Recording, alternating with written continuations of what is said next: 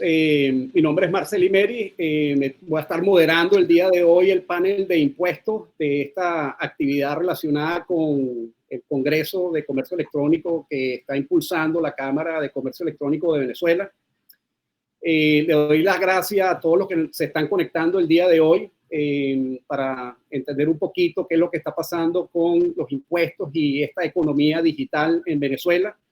Le doy las gracias a la Cámara de Comercio Electrónico por impulsar esta actividad tan importante, especialmente tomando en cuenta todo lo que ha sido el desarrollo del comercio electrónico en Venezuela a raíz de la llegada de la pandemia y de que finalmente, pues quizás una de las pocas buenas noticias que ha traído la pandemia es que el comercio venezolano tradicional finalmente entendió que es sumamente importante tener presencia digital. Y no solamente tener presencia digital a través de las redes sociales, sino ir poco a poco avanzando a la idea de hacer comercio electrónico a través de plataformas digitales. Todas esas operaciones de ventas de bienes y servicios tienen implicaciones no solamente en el plano económico, sino también en el plano fiscal. Y en vista de eso se nos ocurrió organizar pues, un panel con expertos en materia de tributación nacional e internacional para abordar este interesante tema, para darle la oportunidad a la audiencia de conocer pues, de qué tratan los impuestos que graban este tipo de operaciones y quizás tomar algunas notas relacionadas con las recomendaciones que las especialistas que hemos invitado para esta actividad van a tener la oportunidad de hacernos en esta oportunidad, en este panel, ¿no? Hoy nos acompañan Natalie Rodríguez. Natalie es socia del despacho de abogados Lega en Venezuela, y nos acompaña también Catalina Hoyos, que es socia fundadora de Godoy Hoyos Go, que es un despacho de abogados que opera en Bogotá, Colombia, ¿no?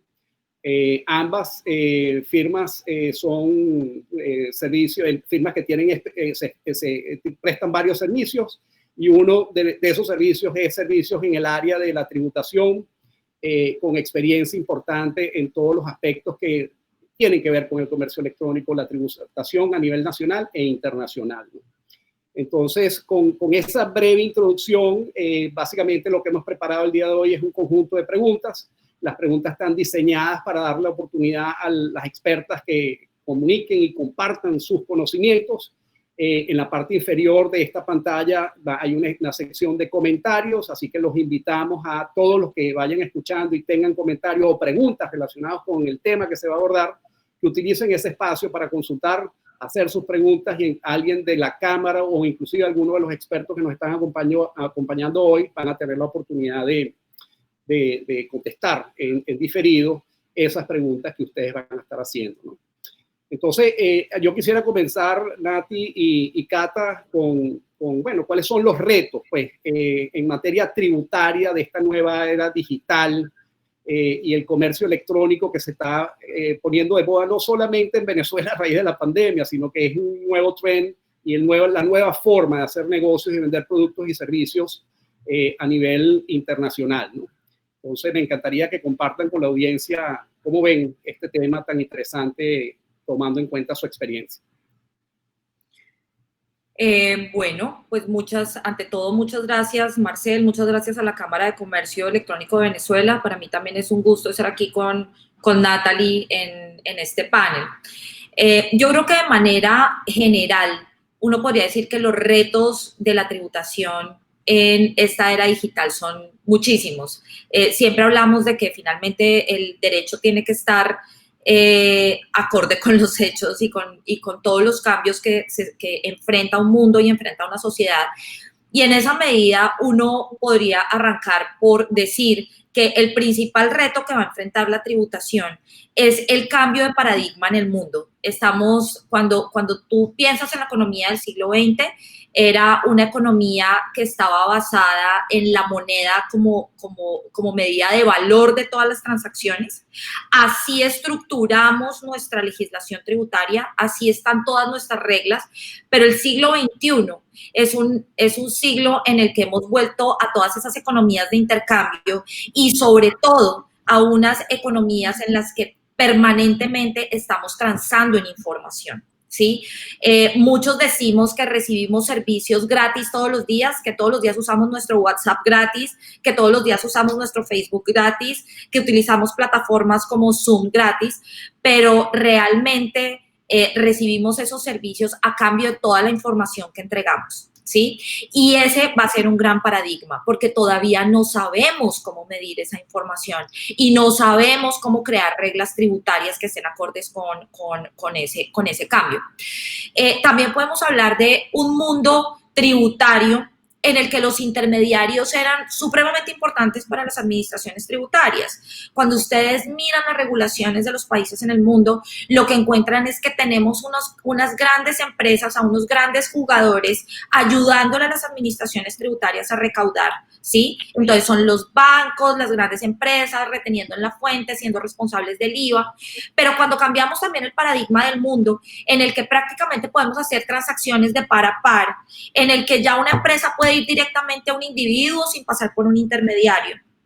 Entonces ahí vemos también un gran reto en los paradigmas de la tributación. ¿Cómo vamos a hacer para que esas operaciones, una operación que se hace hoy entre Natalie, Marcel y Catalina, pueda ser efectivamente capturada por las administraciones tributarias?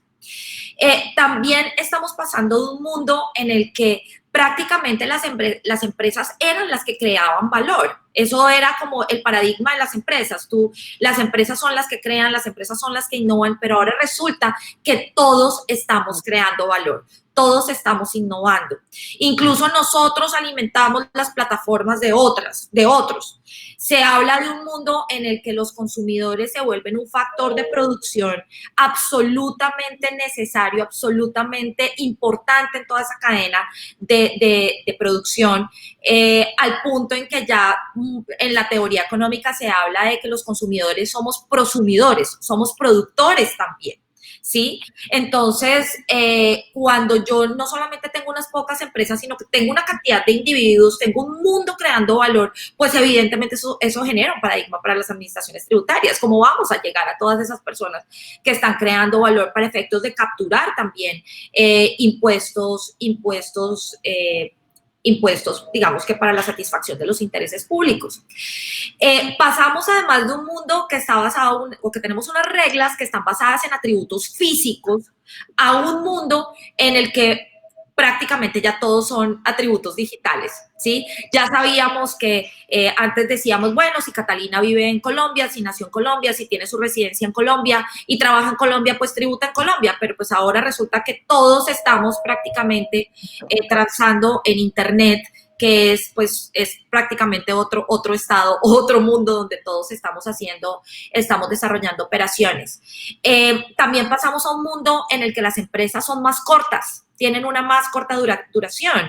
Está demostrado que las empresas del siglo XX eran empresas que tenían una vida promedio de 70 años. Ahora pasamos a un mundo en el que la vida promedio de las empresas puede ser de 7 u 8 años, salvo obviamente que puedan reinventarse, y eso también le genera paradigmas a las administraciones tributarias, ¿sí? O sea, pensar en unas reglas que estén pensando en que entran y salen jugadores, y yo no voy a tener siempre los mismos jugadores y a las mismas personas en el radar, que es finalmente lo que sucede. Y sobre todo algo que a mí me parece fundamental, y es que tenemos que pasar de la complejidad a la simplicidad, porque evidentemente el mundo nos está haciendo las cosas mucho más simples. Podemos transar de una manera más simple, nos podemos encontrar de una manera simple, podemos generar valor de una manera muy simple, y sin embargo tenemos unas reglas tributarias demasiado complejas. Entonces yo resaltaría esos paradigmas, me parece que son como los más relevantes, y obviamente frente a ellos nos quedan muchos interrogantes. Interesante. Yo te pregunto, Natalie, ¿no? Tomando en cuenta la realidad tributaria de Venezuela, ¿cuáles crees tú que son las dificultades en el plano tributario venezolano, del fisco venezolano, inclusive de las empresas, de atender pues todos los temas importantes que deben observar cada vez que están utilizando estas plataformas digitales para vender sus productos y servicios? Bueno, igualmente, muchísimas gracias a la Cámara de Comercio Electrónico de Venezuela. Un súper placer y honor compartir este panel con Catalina, a quien admiro y aprecio muchísimo. Y bueno, y por supuesto, gracias a la invitación también, Marcel. Fíjate, sí. Sin duda, más allá de los retos excelentemente planteados por Catalina, que genera a nivel global, en el caso venezolano, si se quiere, incluso todo este nuevo mundo reviste mayores complejidades y dificultades, en primer lugar, por el gran rezago legislativo que ha experimentado Venezuela en los últimos años, e incluso, si se quiere, económico, que bueno, como tú bien dijiste, gracias a Dios, un poco en virtud de la pandemia, un poco en virtud también de la propia coyuntura económica venezolana, ha pegado un acelerón en lo que es todos estos temas de comercio electrónico. La verdad que la dificultad mayor en el plano venezolano viene, por un lado, como comentaba, el rezago legislativo, porque si bien de manera general, por supuesto, todos estos temas de digitalización de la economía, estos cambios en la manera de realizar negocios y transacciones generan una dificultad a nivel global, en el caso venezolano, en que nuestra alineación con la tributación internacional, si se quiere, nuestra última experiencia data de las reformas del 2001, a partir de allí no hemos estado alineados para nada con lo que son los paradigmas de la tributación internacional, pues te podrás imaginar, ¿no? No obstante ello, es importante tener presente que, por ejemplo, en materia de IVA, sí que tenemos instituciones que permitirían de una u otra manera, y esto es importante tenerlo presente porque se vienen realizando operaciones y transacciones a nivel de plataformas digitales e incluso redes sociales como Facebook e Instagram. Cotidianamente vemos oferentes ofreciendo productos, bienes, servicios a través de estas plataformas. Incluso vemos, si hacemos el seguimiento en los comentarios, cómo se preguntan los precios, cómo se cierran transacciones a través de estas redes sociales.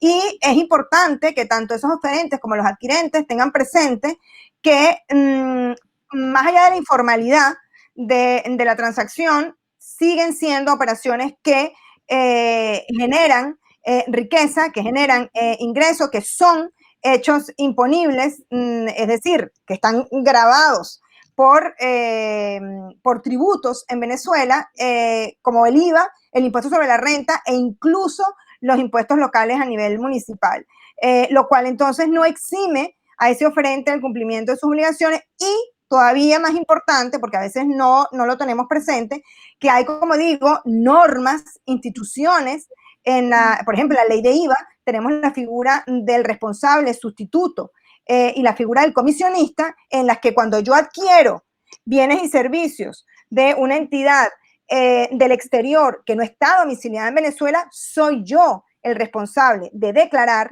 y enterar ese impuesto a valor agregado. ¿Qué ocurre? Cuando estamos en una operación que comúnmente se llama B2B, es decir, business to business, es decir, un comerciante vendiéndole a otro comerciante, es sencillo, entre comillas, el control, porque pues ese comerciante, en términos generales, está obligado a llevar contabilidad, a declarar y, por supuesto, la administración tributaria podrá fiscalizar esas operaciones. ¿Dónde se complica el tema? Cuando tú haces operaciones que van del comerciante al consumidor final, porque allí sí el control fiscal es muchísimo más complejo. A eso le sumas, en el caso especial venezolano, que en materia de facturación estamos a años 1000 de lo que es la facturación electrónica, que pues es la que normalmente aplica en este tipo de transacciones de la economía digital. A día de hoy, en Venezuela, tanto en la ley de IVA como en la ley de impuestos sobre la renta, como la propia normativa sobre emisión de facturas y documentos equivalentes, la conocida por todos Providencia 0057, se exige que la factura sea emitida en físico. Esto reviste una importancia significativa. Cuando yo transo digitalmente, difícilmente yo emito una factura en físico. Lo que acompaña normalmente es una factura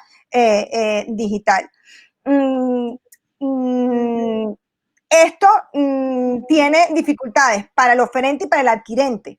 ¿Por qué? El oferente puede estar cometiendo un ilícito que podría incluso conllevarle al cierre del establecimiento. Si yo no emito las facturas dando cumplimiento a la normativa, no solo tengo una sanción pecuniaria, sino que me pueden cerrar hasta 10 días hábiles el establecimiento. Para el adquirente también, porque no tengo una prueba suficiente del costo para poder deducir. Entonces, esto es importante tenerlo en cuenta. Nosotros en la firma, cuando hemos tenido que ofrecer alguna alternativa a lo que hemos dicho, es importante que en los términos y condiciones se deje claro que la factura será emitida y estará a disposición del cliente si la quiere recoger en las oficinas administrativas y el horario de caja, por ejemplo. Es una solución que permite al oferente por lo menos estar cubierto y bueno, ya el adquirente, si requiere la factura, pues podrá ir a retirarla. Sin embargo, creemos que es muy importante, y es donde yo creo que está el gran reto de la administración tributaria, y creo que ya se ha dado cuenta, porque en la última reforma del Código Orgánico Tributario, uno de los mandatos del Código de la Administración Tributaria es que dicte todas las normas necesarias y adecúe la plataforma tecnológica de la Administración Tributaria para que la regla sea la factura electrónica o la factura digital. Esto además tiene un antecedente allá sobre el año 2001. Lo que pasa es que, bueno, pues lastimosamente no se llevó a cabo. Un poco en la misma idea de lo que tiene hoy día Europa, que es no solamente que la factura se emita de manera digital, sino que además esa información de una vez a través de una interfaz llegue de manera digital a la plataforma de la administración tributaria, lo que por supuesto simplifica muchísimo el control fiscal, y es lo que ocurre un poco, por lo menos en el caso español, en los grandes contribuyentes, ¿no? Que están obligados quincenalmente a remitir toda la data de facturación, y ahí ya la administración tributaria tiene gran parte de la tarea hecha, ¿no? Y entiendo un poco también lo que ocurre en el caso chileno en Latinoamérica, así que creo que los grandes retos apuntan hacia allá. Interesantísimo, ¿no? Tú sabes que pensando un poco en lo que fue el título pues, que escogimos para esta actividad, o este panel, que es el comercio electrónico contra las cuerdas de la tributación, y luego de escucharlas, quizás, tú sabes, hubiese sido interesante replantearnos el título, ¿no? Y que el título fuese el comercio electrónico contra las cuerdas de la tributación, o será más bien al revés, ¿no? Porque con base a lo que contaban, definitivamente las administraciones tributarias van a tener o están teniendo retos importantes para poder gravar todos los hechos imponibles y operaciones que están sujetas a impuestos, ¿no? Tomando en cuenta esta nueva economía digital, ¿no? Entonces, con esa introducción maravillosa que ambas han dado, a mí lo que me encantaría ahora es entender qué es lo que está pasando, cuáles son las tendencias globales y latinoamericanos y casos latinoamericanos que de alguna manera están teniendo impacto en todo lo que es la definición de las estrategias que las administraciones tributarias de la región están implementando para poder gravar de manera efectiva y eficiente el valor pues, que está asociado a cada una de estas operaciones de comercio electrónico y de la economía digital en general, ¿no? Entonces, me encantaría, Nate, que nos hables un poquito de cuáles son esas tendencias en materia de IVA, y Cata, luego me encantaría que compartas un poquito también cuáles son las tendencias en materia de impuestos sobre la renta. Perfecto. A ver, esto como comentaba un poco antes, el gran problema en IVA lo genera, si se quieren, las operaciones transfronterizas, ¿ya? Porque el IVA siempre ha sido, siempre ha sido visto como un impuesto que se grava en destino, ¿no? Normalmente, cuando estamos hablando de operaciones transfronterizas, las exportaciones o no están grabadas, o si están grabadas con tarifa cero.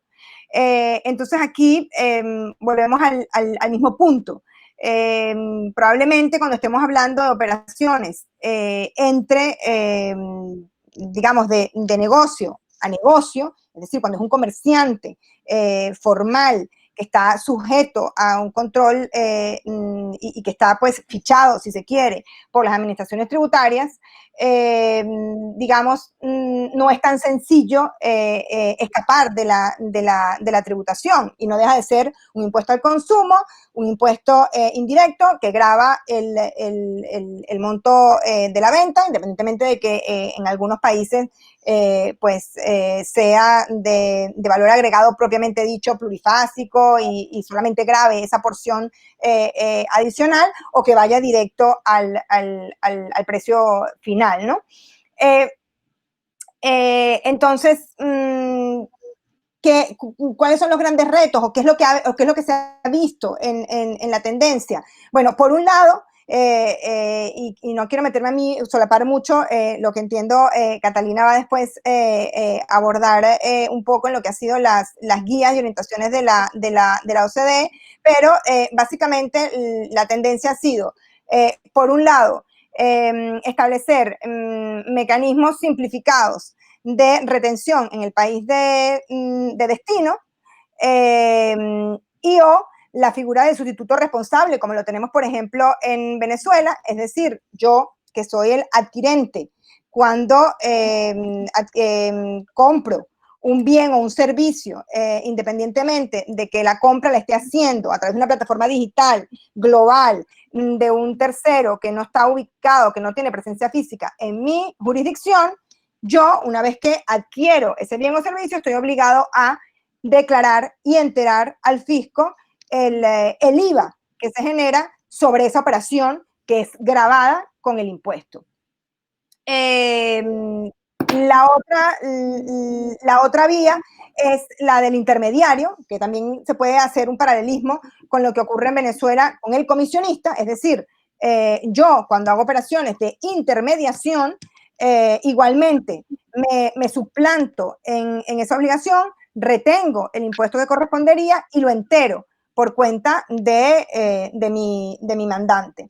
Y finalmente, que ahí sí yo creo que es donde estriba el gran reto, pero que entiendo, ya hay países de Latinoamérica que han estado alineados con la OCDE, como ocurre, por ejemplo, en el caso de Argentina, México, y creo que Colombia también, han ido incorporando normas que buscan estar claros en que sus usuarios colombianos, es decir, el consumidor en Colombia, recibe servicios de grandes prestadores de plataformas ubicadas en otra jurisdicción, y les hace un llamado a estas empresas, a estos comerciantes, y les dice: oye, más allá de que tú no tengas presencia física en mi país, se están transando operaciones con consumidores que tienen lugar en Colombia. Hay un beneficiario que está haciendo uso o está adquiriendo un bien o un servicio. Por lo tanto, ven, regístrate y paga el impuesto que te corresponde.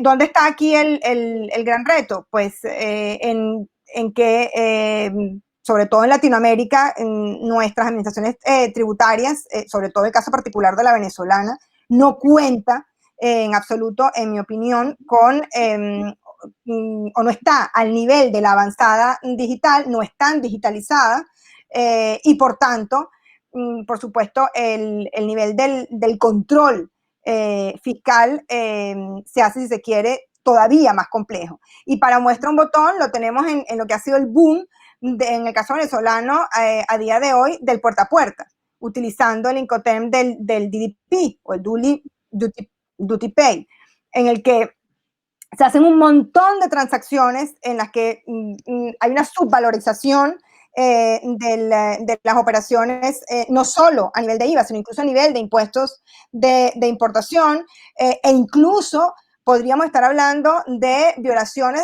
de regulaciones, no solo a nivel fiscal, sino a nivel regulatorio. Se importan mercaderías para las cuales no hay la permisología requerida. E incluso podríamos estar ante supuestos de infracciones de propiedad intelectual en aduanas, ¿no?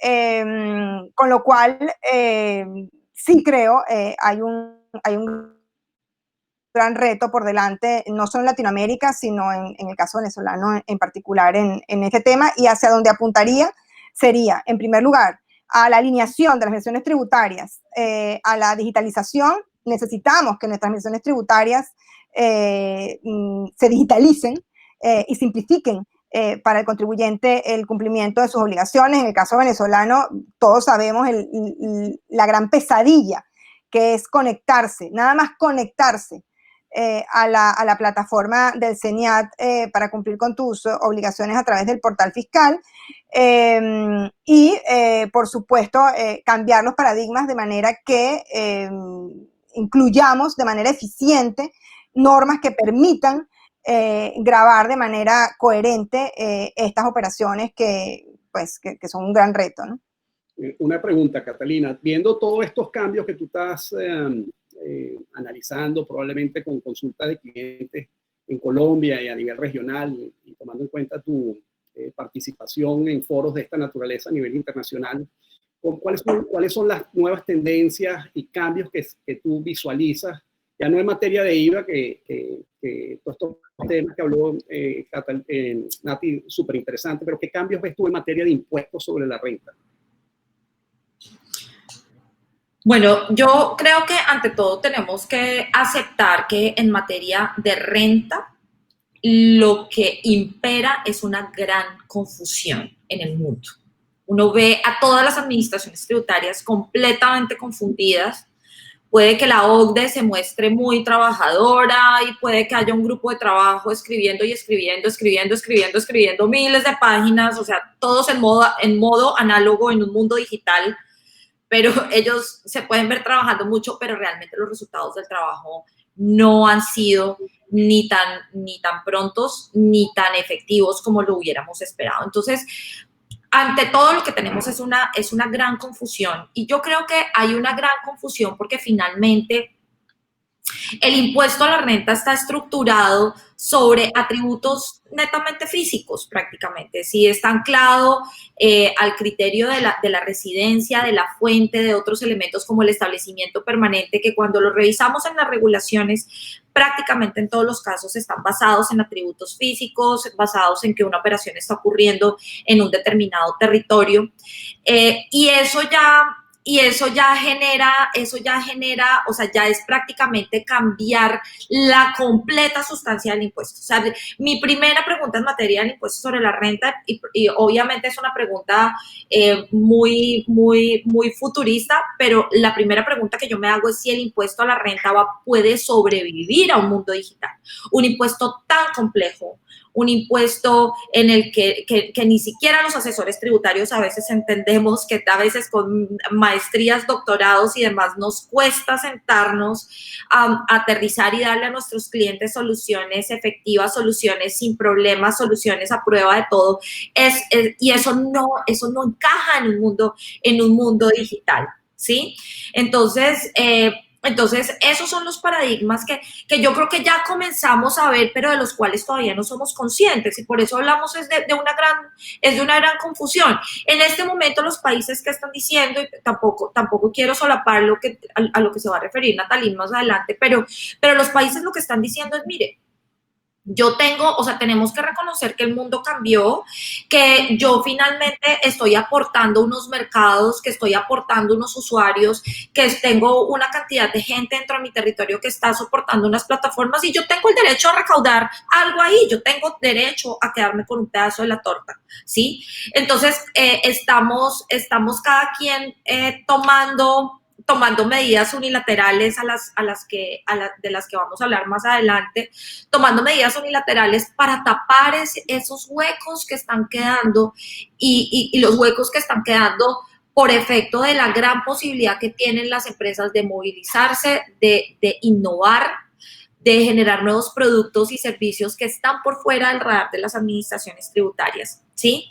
Otro elemento que era supremamente importante, que ha sido supremamente importante en el impuesto a la renta, han sido los intermediarios, han sido las grandes empresas ayudándole a las administraciones tributarias a recaudar.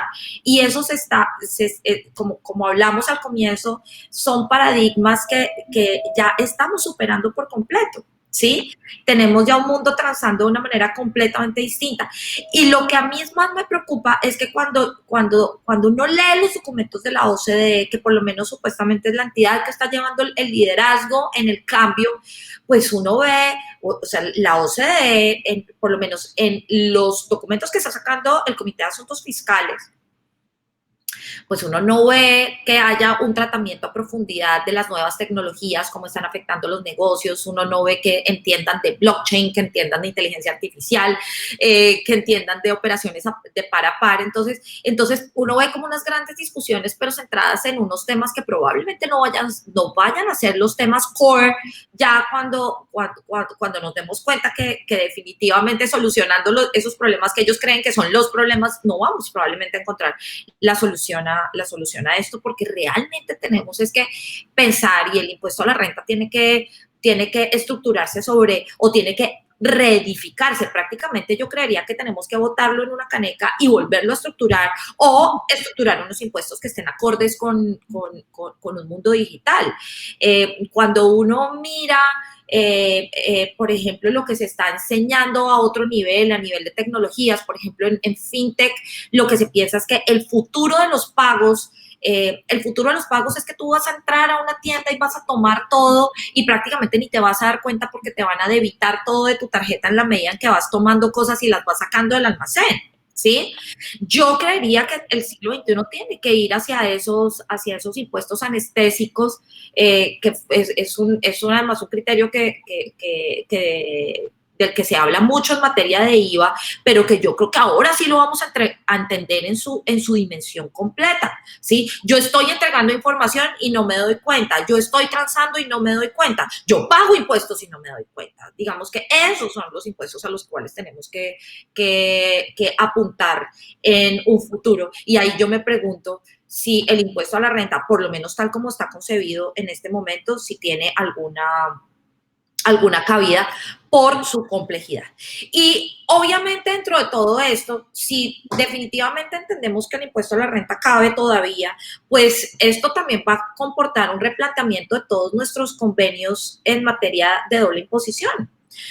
Incluso el MLI que ya negoció, que ya está prácticamente que ya está negociado, suscrito y demás en el interior de la OCDE, pero que adicionalmente ahora va a comportar se van a generar algunos cambios como efecto de los avances que se ha hecho en materia de economía digital. Muchos creen que los cambios pueden ser como muy parchados, como cuando digo parchados es cambiemos esto, y el resto sigue igual, cuando yo creo que lo que vamos a tener que hacer más adelante es sentarnos y replantear por completo cuáles son las reglas de tributación en el mundo y cómo es que vamos a enfrentar esos desafíos. Entonces, a diferencia de IVA, yo veo el IVA como un impuesto todavía muy moderno. Creo que o sea, está diseñado de una manera que puede encajar, aunque tiene muchos problemas, pero puede encajar perfecto en el mundo que tenemos hoy. Yo eso sí no lo veo en renta. El impuesto a la renta nuevamente me parece que va a tener un gran replanteamiento en los próximos años. Quién sabe si nosotros lo veamos, ¿no? Pero sin duda es un impuesto que tiene que cambiar o que tiene que irse de nuestra concepción como tributaristas. Interesantísimo, ¿no? Yo, tú sabes, mientras que las escuchaba, estaba pensando un poquito lo que es la situación actual de la administración tributaria venezolana, que está bastante atrasada, pues, con lo que tiene que ver con las distintas herramientas digitales y de innovación que se pueden implementar para poder llevar una mejor gestión y supervisión de las actividades de los contribuyentes, y comparar esa situación venezolana con lo que yo tuve la oportunidad de experimentar interactuando con la administración tributaria chilena, ¿no? Que está súper avanzada tecnológicamente hablando, ¿no? Ahí, como comentaba Natalie, está ocurriendo cosas parecidas a lo que ella describió de Europa. de que electrónicamente y utilizando tecnología, la administración tributaria chilena sabe exactamente qué es lo que están haciendo sus contribuyentes. Sin embargo, todo esto que ustedes están explicando, que de verdad es asombroso, coloca, pues, esta economía digital coloca contra las cuerdas a las administraciones tributarias. Y muy probablemente, no solamente en una situación medio anárquica como la venezolana, sino también en un país en donde la administración tributaria tenga las herramientas tecnológicas para supervisar correctamente a los contribuyentes, mucho del valor está escapando de la tributación, ¿no? Y todo esto, evidentemente, es algo que entienden muy bien las administraciones tributarias de los distintos países y han acudido a la OCDE a buscar guía, pues a buscar apoyo para que se establezcan algunas directrices que sean útiles para poder abordar y grabar de manera justa y efectiva esta economía digital, ¿no? Entonces, me encantaría, Cata, que nos hables un poquito de lo que son los planteamientos que está haciendo la OCDE en ese sentido, ¿no? Que puedan servir de guía para las administraciones tributarias en muchas partes del mundo. Pues miren, digamos que para hacerles más comprensible la historia, en el año 2012, el G20 planteó una especie de revolución en materia tributaria. Dijeron, mire, estamos cansados de que Amazon, Google, Apple, Facebook no nos paguen impuestos, que ellos tengan una gran movilidad, que tengan una gran posibilidad de hacer esquemas de planeación tributaria. Estamos viendo erosionadas los recaudos en los distintos países, entonces tenemos que hacer un plan mundial, un plan global, que al final termine en un replanteamiento de todos los convenios de doble imposición, para que esos convenios de doble imposición no sirvan a las multinacionales para los fines de no pagar los impuestos que ellos creen que les son debidos, los impuestos justos, que obviamente esa ya también es una gran duda genera una cantidad de dudas. Y así se diseñó un plan que fue llamado el plan BEPS, ¿sí? Que es Base Erosion and Profit Shifting, o sea, un plan de erosión de bases imponibles y de traslado de beneficios fiscales.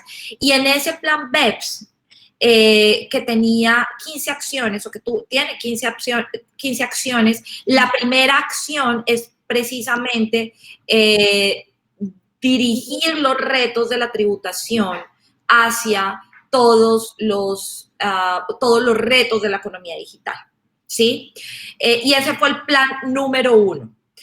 En el año 2012, cuando tenían que estar, en el año 2015, cuando ya todas las acciones tenían que estar escritas y tenía que estar claro qué era lo que iban a hacer las administraciones tributarias en el mundo, ese plan de dirigir todas las baterías hacia los retos de la economía digital quedó en entredicho.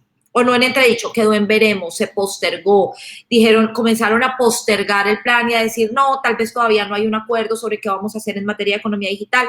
Aceptamos que la economía digital es la economía, o sea, que ya el mundo se volvió digital, pero todavía no sabemos qué decir de manera definitiva. Entonces sacaron unos documentos interinos en los que, ante todo, se propugna por el multilateralismo, pero pero ellos mismos comienzan a abogar por el unilateralismo. Dicen, no queremos medidas unilaterales, pero como todavía no nos hemos puesto de acuerdo, entonces ustedes pueden ir tomando medidas unilaterales que nosotros no recomendamos, pero pues váyanlas adoptando. Y entonces los estados también pegados de la OCDE comenzaron a tomar medidas unilaterales. Ahora, en el plan de medidas multilaterales, sí, que, ya después en el 2018 hubo otro informe, luego dijeron que en el 2018 quizás tampoco iba a haber un consenso sobre economía digital, que el consenso vendría en el año 2020, y en el año 2020 ya comenzaron a postergarnos. La semana pasada salió un nuevo informe diciendo que el definitivo va a salir en 2021, vamos a ver en 2021 qué va a pasar. Pero en últimas, la OCDE está obsesionada con la tributación de las multinacionales. Esto es materia de renta, ¿sí? está obsesionada con la tributación de las multinacionales y lo que está promoviendo es decir, mire, vamos a definir dos pilares, pilar 1, pilar 2. El pilar 1 es que vamos a hacer un cambio en las reglas de atribución de la potestad de gravar, de atribución de rentas, y en esas reglas vamos a aceptar que existen unas jurisdicciones del mercado y que a esas jurisdicciones del mercado tenemos también que compartirles las utilidades que están generando los grupos multinacionales. Yo en realidad no he podido entender si eso vaya a repercutir en unos recaudos importantes por parte de las utilidades, por parte de las jurisdicciones del mercado.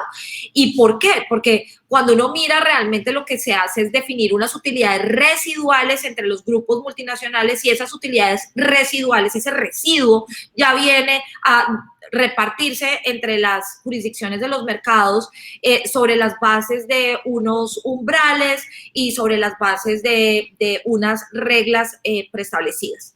Entonces, ese digamos que es el pilar 1 de una manera muy, digamos que muy escueta. Y hay un pilar 2 que le permite a aquellos estados que consideran que sus bases han sido erosionadas porque las empresas porque sus jugadores han utilizado unos esquemas de planeación en otros países donde no han pagado los impuestos que han debido pagar, entonces les genera, digamos que un mecanismo de recapturar esas rentas que tampoco se han pagado en otros estados, supuestamente para generar una tributación justa. Eso en materia de renta. Fíjense que entonces no estamos hablando de nuevas tecnologías, no estamos hablando de operaciones de par a par, o sea, en las peer-to-peer, no estamos centrados en todo ese mundo que se nos está volviendo mucho más grande, en ese mundo que nosotros hablaríamos en América Latina de economía informal, que sin duda genera un montón de empleos, que genera un montón de riquezas, si no estamos nuevamente centrados en las multinacionales, que no sabemos si van a subsistir en unos años, pues no lo sabemos, el mundo está cambiando mucho, ¿sí? Eso es materia de renta. Y en materia de IVA, que nuevamente, IVA tenemos unas reglas mucho más modernas, unas reglas mucho más acordes con un mundo rápido, con un mundo digital. Las guías de la OCDE en lo que se centran es en asegurarle a las administraciones tributarias cómo van a obtener esos recaudos, cómo esas reglas que están escritas efectivamente se van a aplicar, ¿sí? Entonces, obviamente resaltan que los estados tienen que centrarse en sus regulaciones, en definir unos intermediarios que son los que van a estar encargados de capturar el IVA y también, obviamente,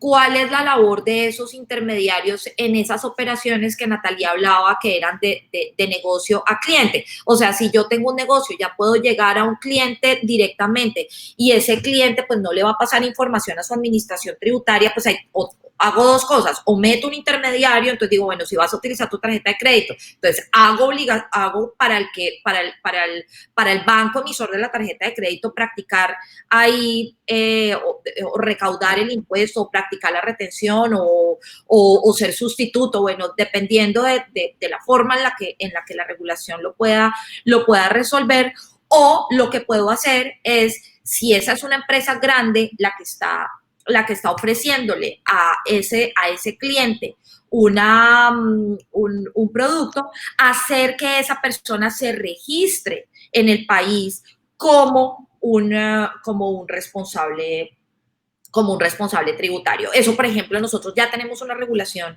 en materia de IVA así. Entonces, aquí las grandes plataformas como Netflix, sencillamente lo que tienen es un registro ante la DIAN, y a través de ese registro, pues ellas mismas están recaudando el IVA. También tienen la opción de acudir a la banca para que la banca efectúe el recaudo del impuesto, pero digamos que se les facilita eso.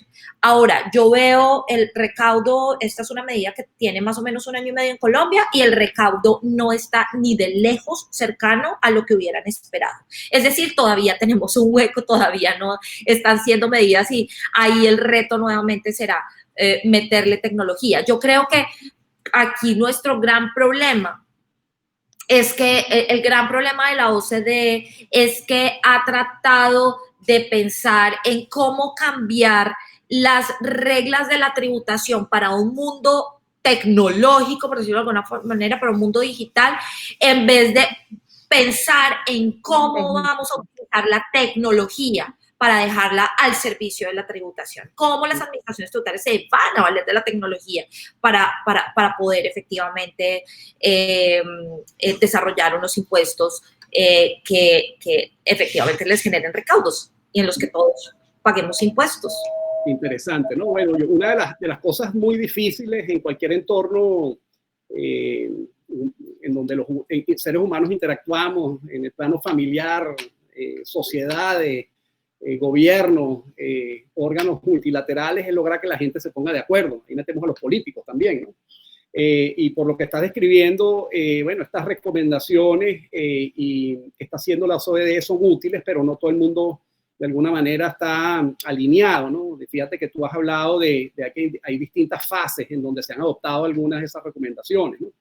Entonces, a mí me encantaría que Nati nos hable un poquito de, bueno, qué es lo que están haciendo algunos países o regiones del mundo mientras que se llega a ese acuerdo, ¿no? Me encantaría, Nati, que nos hables un poquito, bueno, cuál es la postura que ha asumido Estados Unidos con respecto a estas recomendaciones de la OCDE, qué está haciendo Europa y de repente uno o dos ejemplos de países en particulares, cuáles son las medidas puntuales unilaterales que han tomado algunos países con respecto a estos retos, ¿no? Que han traído a la mesa, la economía digital y el impacto que está teniendo la economía digital en todo lo que es la recaudación y la habilidad de las administraciones tributarias de efectivamente gravar el valor asociado a cada una de esas operaciones.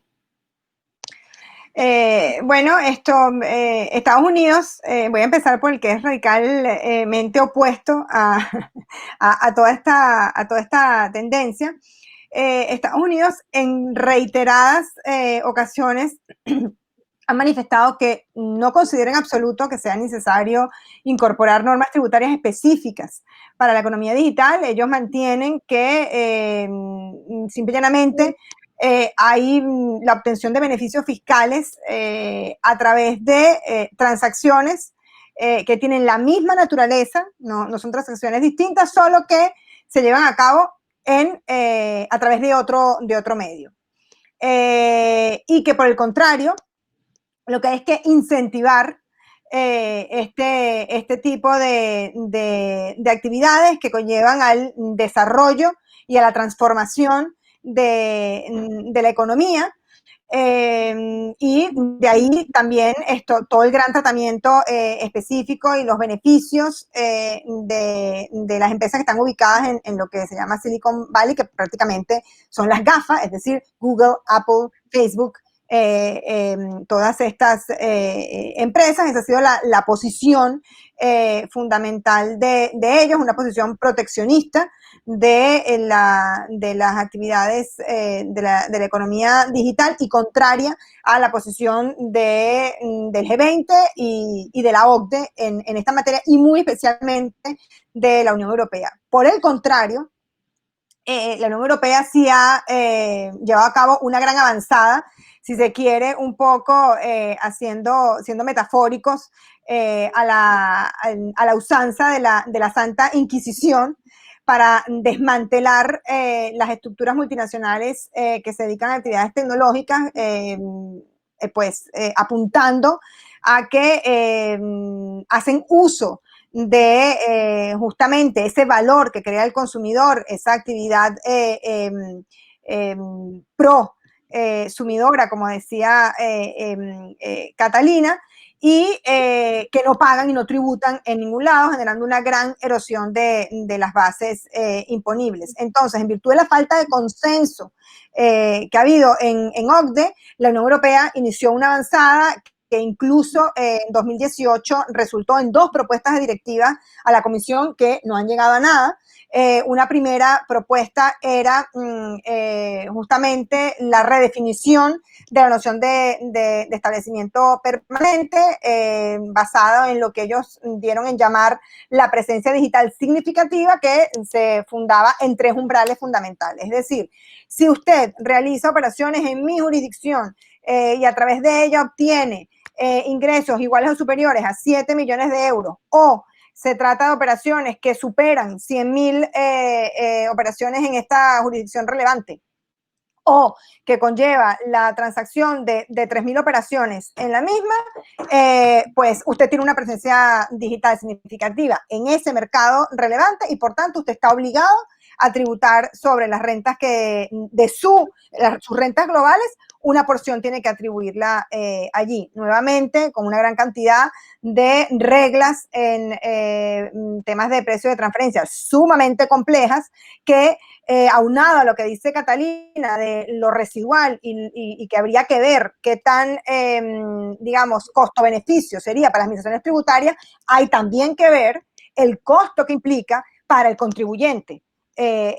Toda esa carga administrativa por detrás, incluso que impone el CRS, que es ese Common Reporter estándar que yo tengo que hacer, digamos, una gran fotografía de todas mis transacciones e informarla, ¿no? Eso es una gran carga para las empresas, ¿no? Que no sé realmente si cuando se analice el recaudo verdadero, pues, digamos, la balanza sea positiva. Y luego, lo que le llamaban el interim tax o el impuesto interino, que era pues un impuesto proporcional a las ventas gruesas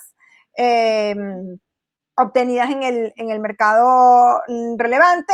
La propuesta era un 3%, que es, pues, en pocas palabras, lo que comentaba Catalina. Bueno, como esto es muy complicado y mientras tanto, para poner un parche y para poder grabar de una u otra manera, pues aquí lanzo esto, ¿no? Esto muchos lo han visto como un impuesto muy pernicioso, porque pues no deja de ser un impuesto indirecto a las ventas, desarticulado de manera unilateral, que escapa a los beneficios de los convenios y que por tanto puede llegar a ser de múltiple imposición, ¿no? Interesante. Una pregunta que te voy a hacer, Catalina. ¿Cómo ves el futuro, tomando en cuenta esta era digital que arrancó, no se va a acabar y que cada vez va a incorporarse a esa industria a un mayor número de empresas, al punto que yo creo que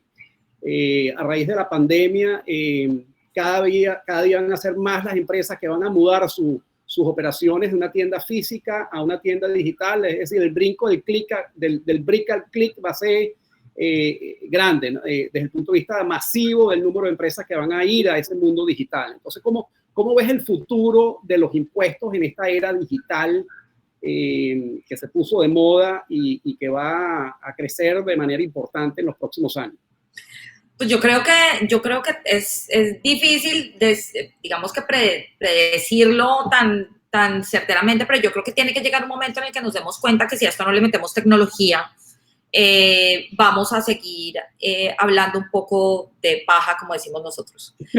Sí, eso, hasta que no le metamos tecnología a esto, hasta que no nos concentremos en mirar cómo las nuevas tecnologías pueden servirle tanto a los contribuyentes para cumplir con sus obligaciones como a las administraciones tributarias para recaudar. Esto va a ser muy complicado de implementar. Vamos a seguir, mientras eso no pase, vamos a seguir en un mundo con muchas tensiones. O sea, en este momento es que los tributaristas nos sentimos sumamente frustrados. Vemos cómo ponen en la picota pública a nuestros clientes por innovadores, por pensar, o sea, vemos a Uber en la picota, semejante idea tan espectacular, y cuántos problemas no nos ha solucionado, sobre todo de este lado del mundo. Airbnb, ese tipo de plataformas las vemos en la picota cuando lo único que han hecho es prestar mejores servicios y poner a los clientes en el centro de todo, ¿sí? Y ayudar a la gente a aprovechar, o sea, increíble. Entonces, yo creo que hacia allá tenemos que ir, ¿sí? Y cuando le metamos tecnología y cuando tengamos unas administraciones tributarias que estén a la altura de esos grandes jugadores, de esos innovadores, de toda esa gente que nos está mejorando la vida, seguramente vamos a tener una racionalización de la carga tributaria, seguramente no tendremos que pagar tantos impuestos como los que pagamos, los que ahora pagamos, sino que seguramente vamos a tener una torta mucho mejor distribuida. Aquí uno piensa en nuevas tecnologías. Fíjense que, y solamente para poner, seguramente este va a ser el primer ejemplo de muchos, pero no sé si vieron la fiscalización que le hicieron a Shakira en España. Fue absolutamente espectacular. Fue una fiscalización a punta de Facebook, de Twitter, de una manera muy intuitiva, pero, o sea, todavía sin meterle mucha tecnología detrás, pero a punta de Facebook, Instagram, fotos de fans y demás, pudieron reconstruir lo que había hecho ella. Yo no voy a decir si fue cierto, si fue falso, no tengo ni idea, no soy su abogada, no sé qué tenga a favor, no sé qué tenga en contra, no sé qué hicieron bien y qué hicieron mal en esa fiscalización, pero fíjense que ya es de alguna manera una fiscalización orientada por la tecnología, y eso lo están haciendo otros países. Un país como Estonia, que ya está prácticamente completamente digitalizado, seguramente países como esos van a llevar la delantera y nos van a enseñar muchas cosas. Yo también veo que a nosotros nos vamos a tener que pellizcar como países latinoamericanos, como países en vías de desarrollo, porque también lo que vemos en el mundo es una cantidad de hubs de innovación, ¿sí? O sea, innovation, lo que llamamos innovation boxes, que son jurisdicciones que han entendido muy bien esto y que han dicho, aquí también yo me puedo convertir puedo tener un muy buen ecosistema para atraer a ciertos inversionistas, o para decir, por lo menos mientras se inventan otras cosas distintas a la residencia, que una determinada invención me pertenece como jurisdicción y que vengan aquí, inviertan en mi país y demás. Entonces, todo ese tipo de cosas son las que vienen en el futuro. Y obviamente nuestra comprensión de la información como una medida de valor, ¿sí? Yo no descarto. Yo creo que nosotros seriamente tenemos que darnos un debate sobre los impuestos en información, que entre otras cosas a países como los nuestros nos podrían resolver los problemas de la economía informal.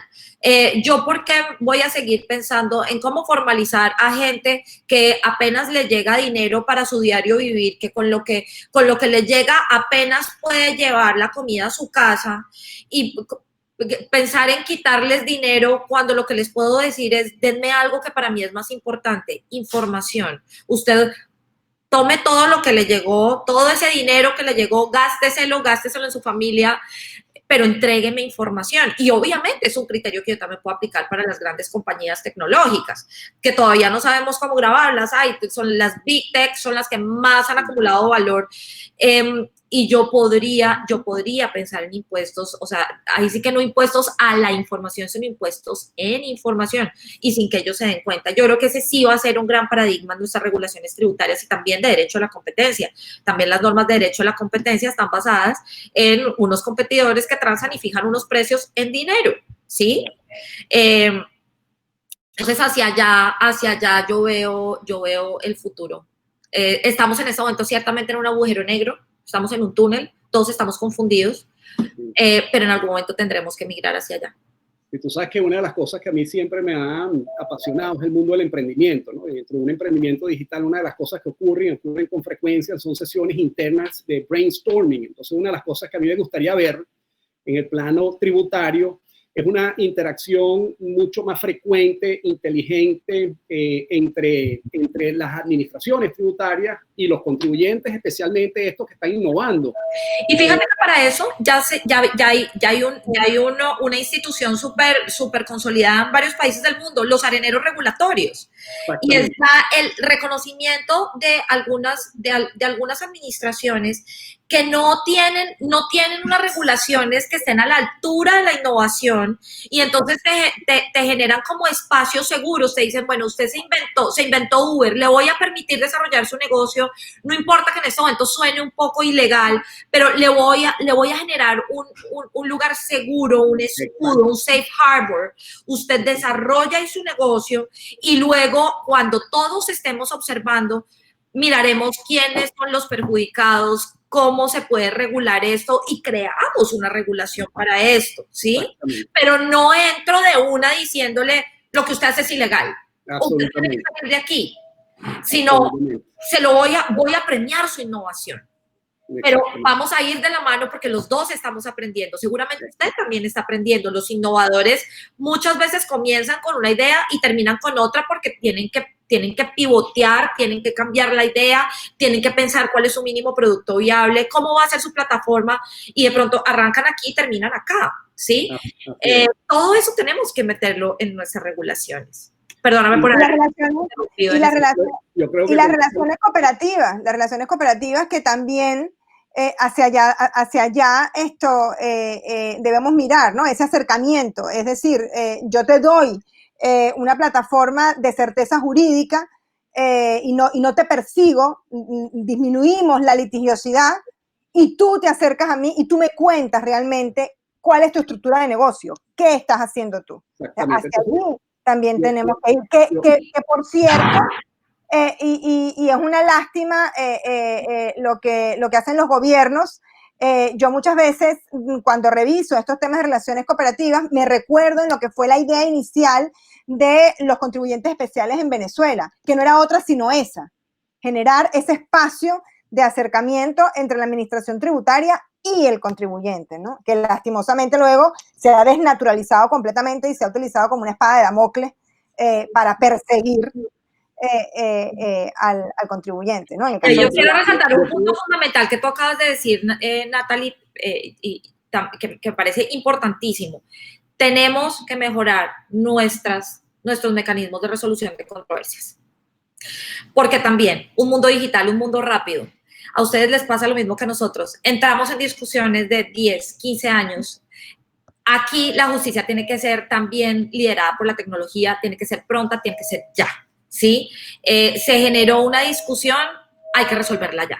Esto no da para los mecanismos de resolución de conflictos que tenemos en este momento instaurados en nuestros países. O sea, el vuelco en las administraciones o en las instituciones tiene que ser radical.